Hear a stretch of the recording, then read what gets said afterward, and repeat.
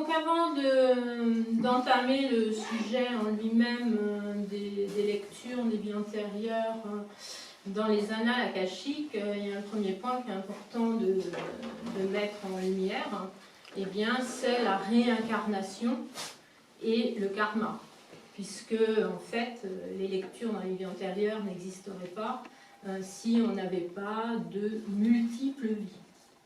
Alors je dis bien de multiples vies. En fonction de l'âge de notre âme, on peut avoir des milliards de vies.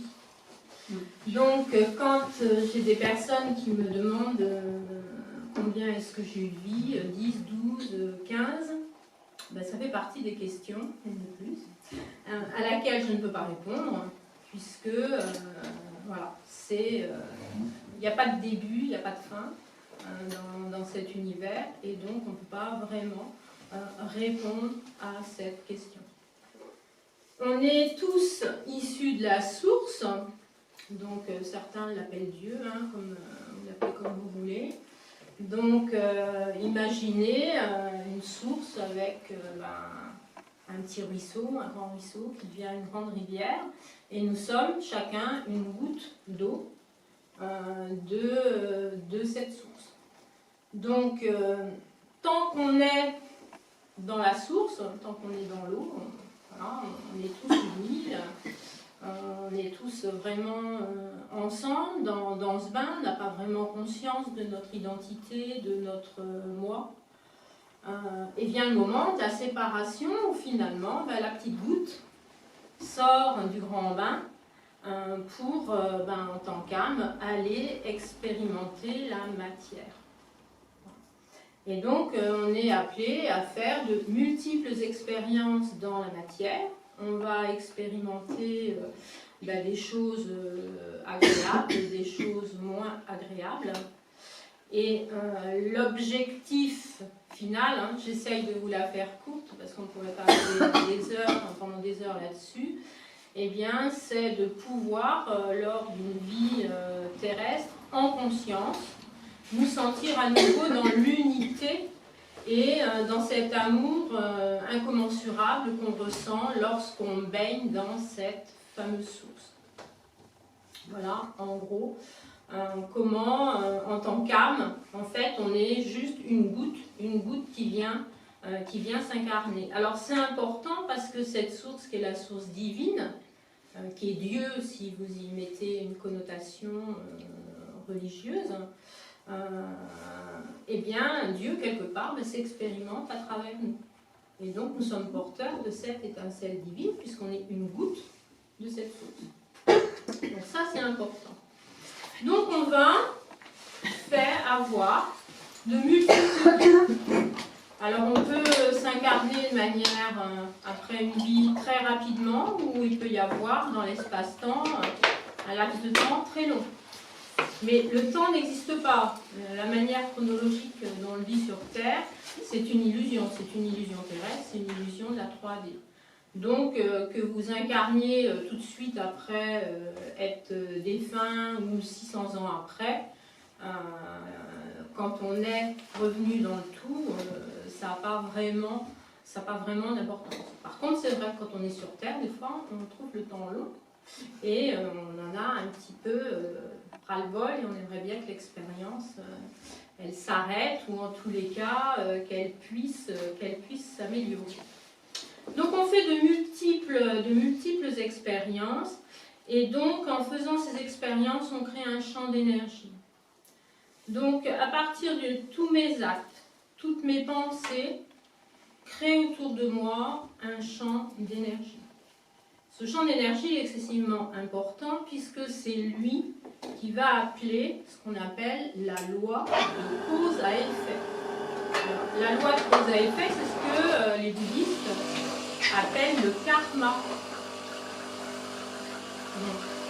Alors c'est important de comprendre le principe du karma parce que pour bon nombre de traditions, on va penser le karma, c'est un peu un système de bons points ou de punition. Hein, on est à l'école de la Terre, Ah ben t'as fait une BA, t'as mis une pièce là pour le SDF qui est dans la rue, bon point. Voilà, tu n'auras pas dit bonjour à la voisine, t'es mal luné ce jour-là, pof, on te retire le bon point. Puis si t'as été encore un peu plus mal luné que tu l'as rouspété, alors là, punition, karma pour la prochaine vie. Ben ça marche pas comme ça. Donc on est vraiment dans un système d'énergie. Et l'énergie qu'on envoie, elle nous revient. Imaginez, moi j'aime bien l'exemple de la balle. Un enfant qui est en train de jouer à la balle, qui lance sa balle le long d'un mur. S'il lance une balle de tennis, il récupère une balle de tennis. S'il lance un ballon de foot, il récupère un ballon de foot. Ben, c'est exactement la même chose au niveau de notre énergie. À partir du moment où vous émettez une énergie de bienveillance, de gentillesse, etc., vous allez recevoir en retour des énergies de bienveillance et de gentillesse. Et c'est ce qu'on va appeler la fameuse loi d'attraction. Alors cette loi d'attraction, elle est vraiment importante parce que la manière dont on pense, ce que l'on croit et les émotions que l'on met derrière vont être capitales. C'est ça qui va appeler un certain nombre d'événements. On remarquera que les personnes qui ont peur de se faire agresser dans la rue ont beaucoup plus de risques de se faire agresser que les personnes qui n'ont pas peur, qui sont en confiance, qui ont une forme d'aplomb et qui se sentent invincibles. Donc on est vraiment, on est ce que l'on émet. Alors après, le karma, cette fameuse loi de cause à effet, cette fameuse énergie qu'on envoie, peut se manifester de diverses façons. Alors on va parler déjà de nos actes. À partir du moment où on commet un acte d'une certaine catégorie, à un moment ou à un autre, alors ça peut être dans la vie présente, ça peut être dans une autre vie, cet acte-là va nous revenir sous une forme ou sous une autre. Je vais prendre un exemple concret. Imaginons, voilà, je suis un malfrat, je poignarde quelqu'un que je vais cambrioler. Donc je la poignarde, la personne a un bon coup de poignard dans le ventre, craque, elle est un petit peu décédée, comme dirait quelqu'un. Elle est un petit peu décédée. Donc j'ai posé un acte, j'ai envoyé une énergie. Bon. Et puis je me sauve. Voilà. Donc soit je vais être rattrapée ou pas. Il y a plein de fois, on va dire non mais il n'y a pas de justice, il y a eu un crime, on ne sait pas, c'est pas juste, etc. La personne a disparu, ni vu ni connu, je passe le restant de ma petite vie, entre guillemets, tranquille. Donc j'ai émis cette énergie-là. Alors dans une autre vie, ou même dans la vie présente, l'énergie que j'ai émise, elle va me revenir. Alors si c'est dans une autre vie, cette brave personne-là, qui avait rien demandé, que j'ai assassinée, c'est pas elle qui va forcément venir m'assassiner avec un coup de couteau. Je vais peut-être vivre la même situation avec un malfrat qui va rentrer chez moi et qui va me ficher un bon coup de couteau. De manière, voilà, j'ai envoyé cette énergie-là, elle me revient. Maintenant, elle peut me revenir sous une forme complètement différente. J'ai donné un coup de couteau à quelqu'un, ça s'est passé au niveau de l'abdomen, la personne a souffert énormément au niveau du ventre. Eh bien, dans ma prochaine vie, je peux venir au monde déjà avec une fragilité au niveau de l'abdomen, avec des douleurs épouvantables au niveau du ventre, et que personne n'arrivera à guérir. Et je me traîne ça, et je ne sais pas pourquoi. Donc là, on est vraiment sur ce qu'on peut appeler une rétribution karmique. J'ai commis un acte fort, eh bien, j'ai envoyé une énergie de douleur à quelqu'un, je récupère une énergie de douleur. Donc ça ne va pas forcément se manifester par un événement identique. Donc ça, c'est important de le comprendre. Un autre exemple, alors les exemples que je vous donne, ils sont tous issus de lectures que j'ai faites à des personnes. C'est-à-dire que moi, plus je fais des lectures, plus j'apprends. Et là, au fur et à mesure, plus j'apprends, moins j'en sais. C'est-à-dire que c'est tellement parfait, ça nous dépasse tellement que vous vous rendez compte que derrière tout ça, il y a quelque chose d'incommensurable qui dirige absolument tout, que c'est d'une perfection et qu'on est vraiment loin de tout savoir.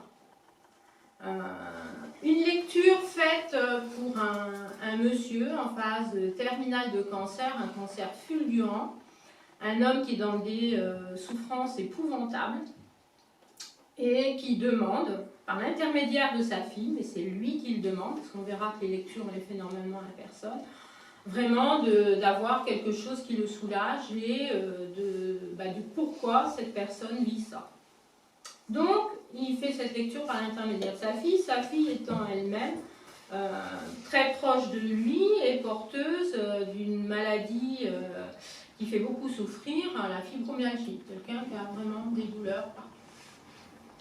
Immédiatement, monte une vie où ce monsieur était toréador.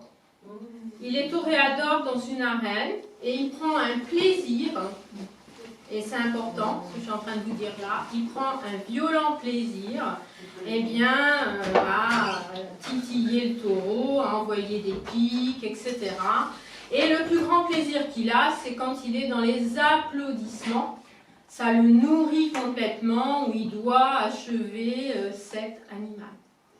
Et là, il avait pris tellement de plaisir à ça, qu'il a envoyé cette énergie de souffrance et de douleur. C'est cette fameuse énergie qu'on envoie.